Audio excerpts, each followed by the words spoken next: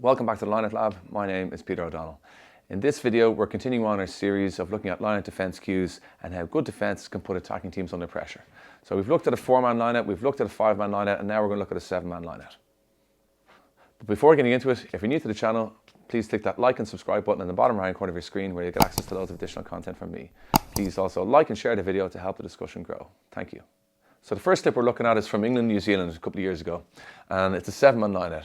And it's a couple of interesting things. So we're looking at Kieran Reid here in the middle is going to turn the ball over. He's going to be the one who gets up in front of England and wins possession for the defending team. So the interesting thing about this setup is England have their number 8 in the 3 slot, and he's not really the biggest jumper. They also have their loose head prop in the middle of the lineout too, and then Itoje, or the attacking jumper, lineout caller, he comes in front of him and then shifts and goes slightly behind him.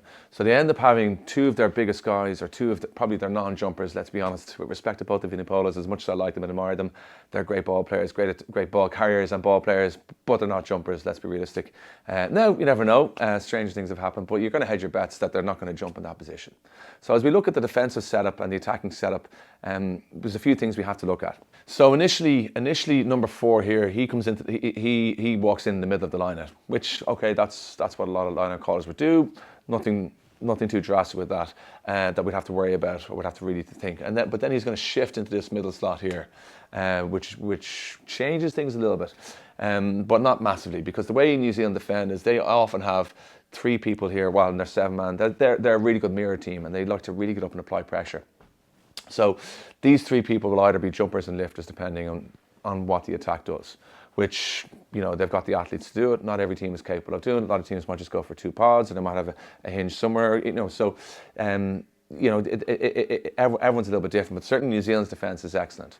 So what we have to think about is what might the attacking team do? And you're always going to be under pressure to a degree. So you're always going to weigh things up, as I say, and action should always beat reaction of the defending team.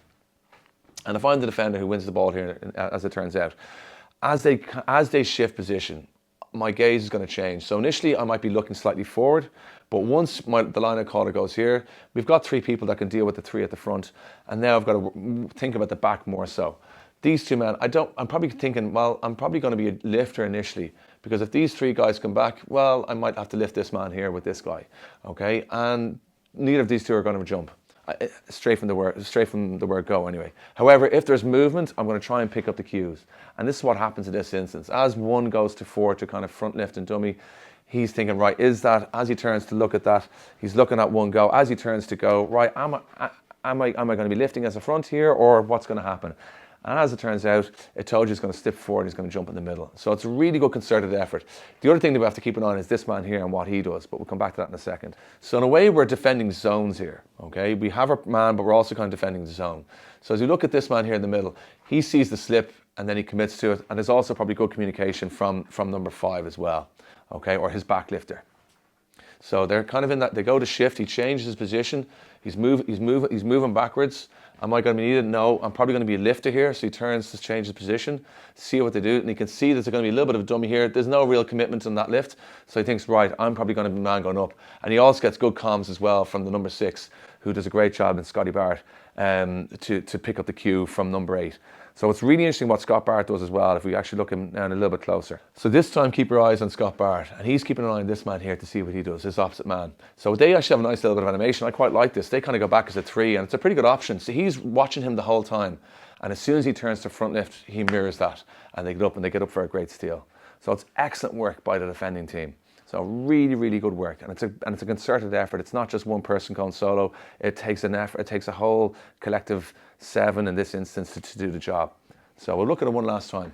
Right. So look, he's looking for the cues and body language, because Itoje often goes off body language to initiate their movement. And then again, what's our commitment like here? There's no real commitment. Whitelock's the same. He's watching Itoje, and he sees, right, they're moving forward. I'm probably not needed as a jumper here. I'm going to be the lifter. And he goes and Kieran Reid just commits to it. And you can see what I really like about Kieran Reid is you slow it down. He just commits to that jump. He just goes for it. Okay. And then it's up to the lifters to assist him and get up there. So it's excellent work. So thanks for watching that. As I say, hope you like the slightly different format.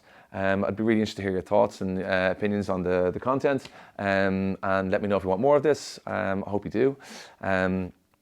But thanks for watching, really appreciate it. Don't forget to click that like and subscribe button in the bottom right corner of your screen where you get access to loads of additional content from me. And please also like and share the video. So thanks so much.